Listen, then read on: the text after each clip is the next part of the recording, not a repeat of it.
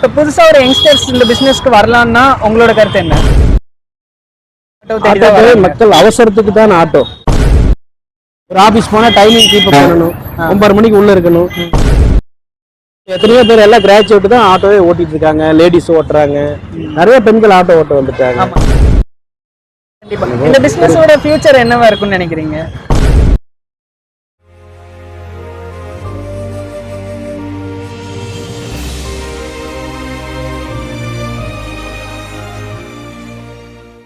அண்ணா வணக்கங்க, நாங்க village scientist YouTube சேனல்ல இருந்து வரோம். சொல்லுங்க சார். அண்ணா இப்போ பாத்தீங்கன்னா நம்ம பிசினஸ்ல எப்படி போயிட்டு இருக்கு? பிசினஸ் எல்லாம் ஏதோ ஆட்டோ புண்ணியத்தில் அப்படியே நார்மலா போயிட்டு இருக்கு சார். இப்போ பாத்தீங்கன்னா நமக்கு வந்து பஸ் ஃபெசிலிட்டிஸ் நிறைய இம்ப்ரூவ் பண்ணியிருக்காங்க, டாக்ஸி பிசினஸும் நிறைய இம்ப்ரூவ் ஆயிருக்கு. இருந்தாலும் இந்த ஆட்டோ பிசினஸ் வழக்கம் போல பழையபடி இயங்குதுன்னு நீங்க நினைக்கிறீங்களா, இல்ல எப்படி போயிட்டு இருக்கு? ஆட்டோ நார்மலா போயிட்டு தான் சார் இருக்கு. ஏன்னா மக்கள் அவங்கவுங்க தேவைக்கு வந்து ஆட்டோவும் தேவைப்படுறதுனால இப்போ ஷேர் ஆட்டோவில் பஸ்ஸில் கூட்டத்தில் போக முடியாதவங்க அப்படிங்கலாம் இருக்கிறாங்க. அவங்களும் இண்டிவிஜுவலாக தான் போகணும்னு சொல்லி போவாங்க. அப்புறம் வயசானவங்க அவங்க போக வேண்டிய இடத்துக்கு வந்து எல்லாமே ஷேர் ஆட்டோவும் பஸ்ஸும் போக முடியாது அல்லவா. அதனால வந்து ஆட்டோ ஸ்பெசிலிட்டிஸும் வேணும். அதனால ஆட்டோவில் போகிறவங்க நார்மலாக போயிட்டு தான் இருக்காங்க சார். என்னதான் வந்து பப்ளிக் டிரான்ஸ்போர்ட்லாம் பஸ்ஸு கார்லாம் வந்து இம்ப்ரூவ் ஆனாலும் ஆட்டோ தேடி வர கஸ்டமர்ஸ் ஆட்டோ தேடி தான். மக்கள் அவசரத்துக்கு தான் ஆட்டோ. கண்டிப்பா.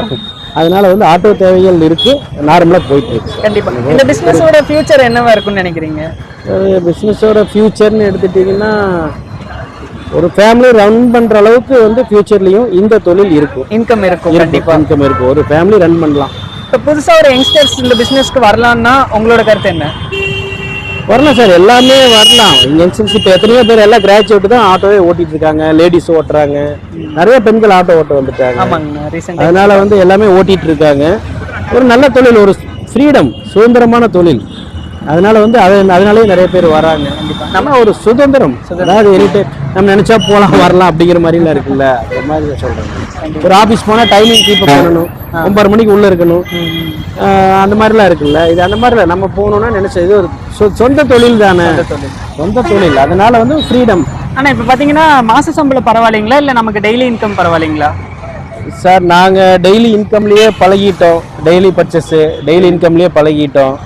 உங்களுக்கு மந்த்லி சேலரியில் இருக்கிறவங்க அப்படி பழகிட்டாங்க. பட் எங்களுக்கு பொறுத்த வரைக்கும் டெய்லி சேலரி தான் பழகிட்டோம். அதுதான் எங்களுக்கு வந்து தேவையா இருக்கு. டெய்லி பர்ச்சேஸ் இருக்கு, அதனால வந்து எங்களுக்கு டெய்லி சேலரி தான். டெய்லி இன்கம் பண்றோம், டெய்லி இன்கம் தான் எங்களுக்கு பெஸ்ட்டுங்க சார். அதனால எங்களுக்கு இதுதான் பெஸ்ட். டெய்லி சேலரி தான் எங்களுக்கு பெஸ்ட்டாக இருக்கு சார். ஓகேங்கண்ணா. இப்போ அவ்வளோதான், தீபாவளி பக்கமாக வந்துருச்சு. இந்த வருஷம் தீபாவளி எப்படி இருக்கு உங்களுக்கு? எப்படி போயிட்டு? தீபாவளி நார்மலாக போயிட்டு இருக்கு சார். நார்மலாக போயிட்டு இருக்கு அப்படியே. இது தீபாவளி பர்ச்சேஸ்லாம் முடிச்சாச்சு? நான் இன்னும் பர்ச்சேஸ் எல்லாம் நாங்கள் பண்ணல சார். ஏன்னா மிடில் கிளாஸ் எல்லாமே பார்த்தீங்கன்னா பண்டிகைக்கு ஒரு வாரத்துக்கு முன்னாடி தான் வந்து பர்ச்சேஸ் பண்ணுவோம். அது எக்கனாமிக்கல் ப்ராப்ளம் இல்லையா, அப்புறம் ரெடி பண்ணி தானே எல்லாம் பண்ணணும். கண்டிப்பாக. அதில் ரெண்டாவது பண்டிகையே வந்து கட்டாயம் கொண்டாடியானுங்கிற தாட்டில் போயிட்டு இருக்கு. அதனால வந்து சிறப்பாக போயிட்டு இருக்கு சார். தேங்க்யூ.